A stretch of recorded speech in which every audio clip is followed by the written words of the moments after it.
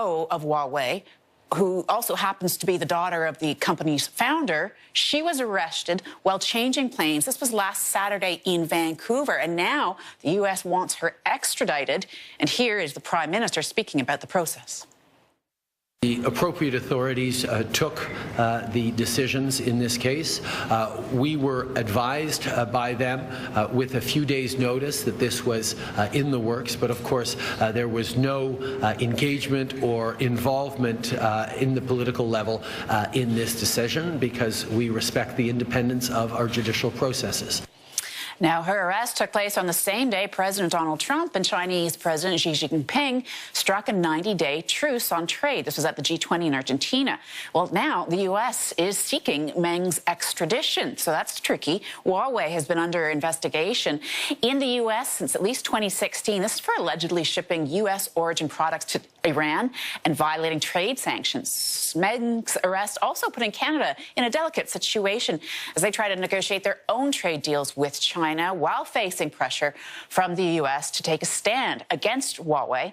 And a former Canadian ambassador says China, there may be some blowback against Canada. The Chinese government also takes tit-for-tat retaliation, sometimes against foreign nationals, when one of its nationals has been caught up in a scandal, in espionage allegations, or something like this, Iran sanctions allegations, if that's true. So we should be ready for some kind of retaliation, official or unofficial.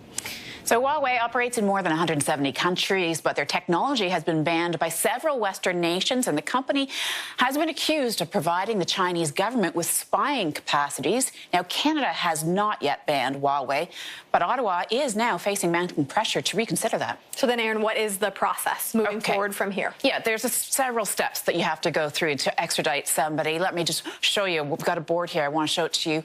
The Justice Minister must determine whether to authorize the start of the extradition proceedings. So this is called an authority to proceed. Now, once that is issued, the courts in Canada must determine if there's sufficient evidence to justify the extradition. Also, I should point out, a person wanted for extradition can appeal and seek a judicial review of the Justice Minister's surrender order. That can take months, even years. Meantime, there has been a bail hearing for Meng set up for tomorrow, facing unknown charges at this point brought by U.S. federal prosecutors in Brooklyn. For now, Molly, I'll send it back to you. Okay, Aaron Paul with us in studio. Thank you. You're welcome.